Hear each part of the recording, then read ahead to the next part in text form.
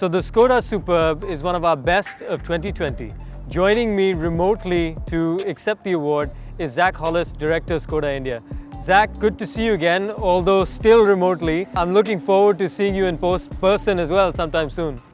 I'm looking forward to that as well, bro.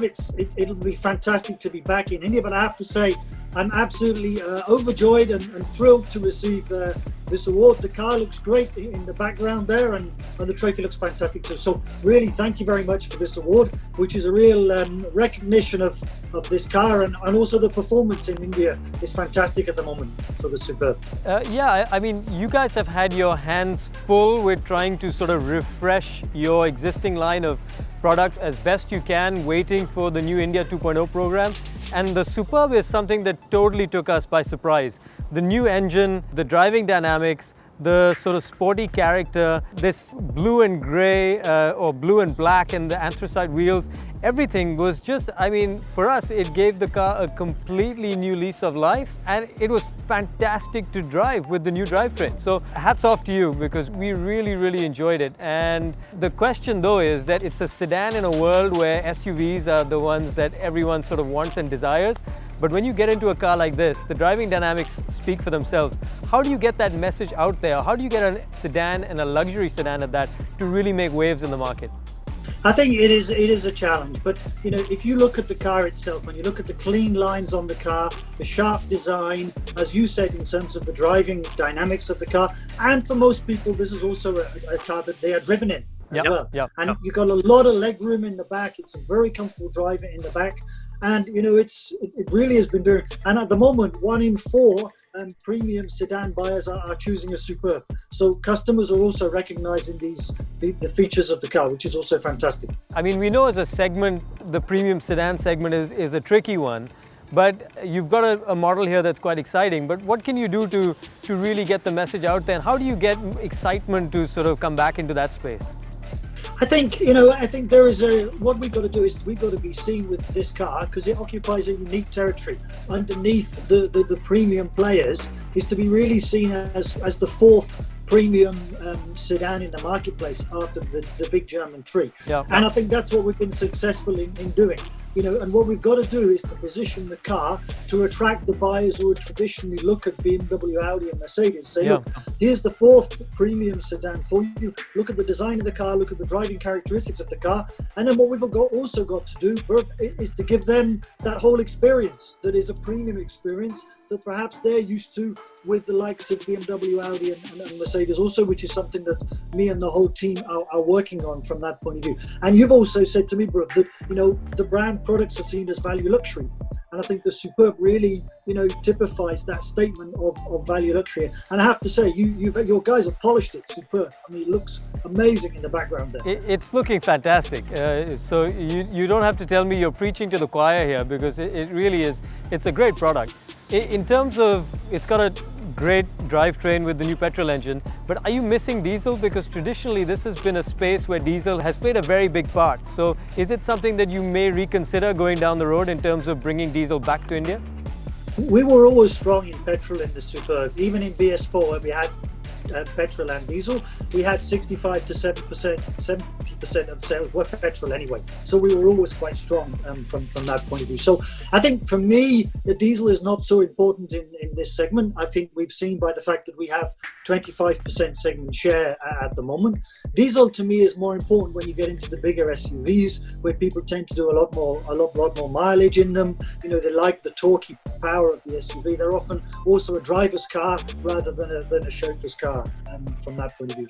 So we are still looking at bringing diesel into India. I think, as you know, in small cars, there's a lot less of an argument, because when you take into account the premium you pay for the diesel, the extra maintenance costs of the diesel, and the economy in like the 1 litre TSI car we have in Rapid, then the business case is not there. And the Rapid TSI, as you know, has 175 Newton meters of torque, so it's great fun to drive anyway. So I would say in Superb, we're not missing the diesel at all. I would like in the future in big SUVs like the Kodiaq to bring diesel in as well. That's the target and that's the plan. But of course, you know, in an organisation like ours, it's a long, drawn-out research, quality and development program. Yeah, and speaking of SUVs, your Karoq has done very well in terms of sales. You met your target in terms of the volume that you were bringing in.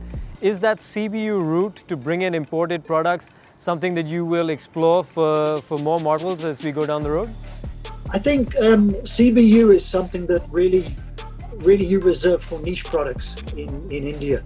I think if you look at cars like Karoq, it's the business case is very difficult for bringing CBU cars into the market for cars like Karoq, and we as a whole group only have 2,500, so we've got to let Audi bring their cars in as well, and everybody else. So it's challenging to build a business case for CBU. Where it does work is in bringing niche products into the market. So cars where you limit the volume quite a lot. So cars like Octavia RS, for example, is an example of a niche product which works well as a CBU, because there's no point in investing.